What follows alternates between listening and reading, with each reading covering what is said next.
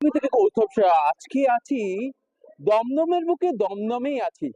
আর দমদম মানে উন্নয়নের দমদম। আর দমদমে আজকে যেটা হচ্ছে আমার 21 নম্বর ওয়ার্ডে, দক্ষিণ দমদম, মাননীয় অঞ্জনা রক্ষিতের ওয়ার্ডে যিনি প্রাক্তন চেয়ারম্যান ছিলেন, তার এই ওয়ার্ডের তত্ত্বাবধানে আজকে হনুমান জয়ন্তী যে পুজো হচ্ছে অনুষ্ঠান, সেই মুহূর্তটাকে আমরা তুলে ধরবো আজকে এবং দর্শকদের উদ্দেশ্যে সেই অনুষ্ঠানটা আমরা দেখাবো।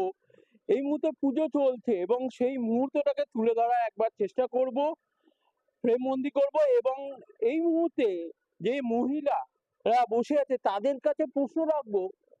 সামনেই ভোট, মাননীয় মুখ্যমন্ত্রী মমতা বন্দ্যোপাধ্যায় যে উন্নয়নের মানুষকে দিয়েছে এবং প্রায় 70 থেকে 75, প্রায় 80টা প্রকল্পের উপর তৈরি করেছে, লাস্টে যুবশ্রী প্রকল্প করেছে, সেই প্রকল্পগুলো আমরা জানি। কিন্তু প্রত্যেকটা পাড়ায় যে উন্নয়ন হয়েছে, রাস্তা থেকে, ড্রেনেজ থেকে, সিস্টেম থেকে, জঞ্জাল সাফাই থেকে শুরু করে যে উন্নয়ন হয়েছে, সেটা নিয়ে কি বলছে এবং তাদের কন্যাশ্রী প্রকল্প, যুবশ্রী প্রকল্প থেকে শুরু করে মহিলা লক্ষ্মী ভান্ডার, সেই নিয়ে কি বলে সেটা একবার শুনে নেব। আর হনুমান জয়ন্তী উপলক্ষে সমস্ত কিছু আমরা শুনে নেব বেঙ্গল ন্যাশনাল টিভি থেকে। যেসব দর্শকরা আছেন, যত ভিউয়ার্স আপনারা দর্শকরা দেখেন, তাদের উদ্দেশ্যে এটাই আবেদন, এটা একটু বেশি বেশি শেয়ার করবেন আজকে পুজোটা নিয়ে। গানের মাধ্যমে মানুষের কাছে পৌঁছানো, কি বলবেন আজকে এই শুভ দিনে? দেখুন, শুভ দিন। আজকে রামনবমী, ঠিক আছে, রামের জন্মদিন। রামের আদর্শ মেনেই আমরা চলি, মানুষের পাশে থাকার একটা চেষ্টা থাকে, মানুষের কাছে থাকার। তবে আমরা 2012 থেকে এই রামনবমী উৎসবটা করে এসছি এখানে পশ্চিমবঙ্গে, যে মা কালীর জায়গায়। এখানে আমরা রামের প্লাস হনুমান জন্ম উৎসবও আমরা এটা করি। আর এটা 2012 থেকে শ্রী হনুমান মিথিলা ভক্ত মন্ডলী একটা এখানে অর্গানাইজেশন, একটা টাইপ অফ এনজিও যারা সামাজিক সোশ্যাল ওয়ার্কের মধ্যে থাকে, সেই অর্গানাইজেশনের মাধ্যমে 2012 থেকে এখানে কন্টিনিউ আমরা রামনবমী, রাম উৎসব আমরা পালন করি। আর সেই মাধ্যমেই আজকে আমরা এর খিচুড়ি এখানে ভোগ হয়। গত বছরও খিচুড়ি খুব বড় ভোগ হয়েছে। মানে 2012 থেকে কন্টিনিউ কিছু না কিছু। এই বছর শুধু পুজো আর হওয়ানটা, আর যে যে ঝান্ডার যে দেখলেন ধ্বজা, রামজি হনুমানজির যে ধ্বজা, তার পুজোটা করছি এবছর। দেখছি যে এই বছর যুদ্ধ চলছে, গ্যাসের যা দামপত্র বেড়েছে, যেভাবে মানুষ, শুনছি সেন্ট্রাল গভর্নমেন্ট লকডাউনের কথা বলছেন, তো সেইখানে সেই সব দেখে মানে আমরা এবার অনুষ্ঠানটাকে খুব শর্টে, মানে যেটা খুব নিত্যান্ত প্রয়োজন, মানে পুজোটা, সেই পুজোটা আমরা করছি, মানে যাতে কোনো অসুবিধাই না হয়, যাতে কারোর অসুবিধা না হয়, দেশের অসুবিধা না হয়, রাজ্যের অসুবিধা না হয়, মানুষের অসুবিধা না হয়।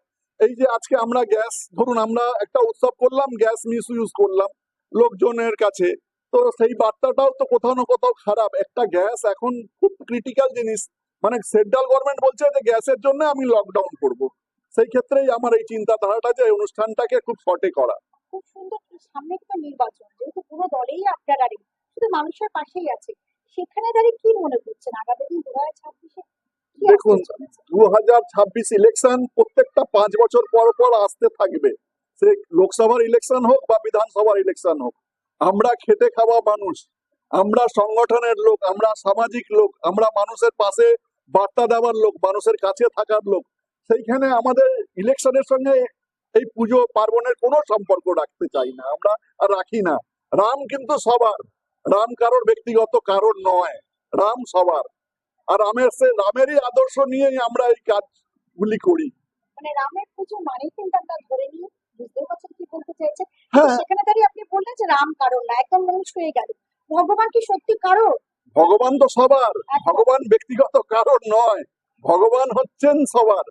এবার ভগবানকে কে কিভাবে নিচ্ছেন সেটা তার উপরে ডিপেন্ড করছে।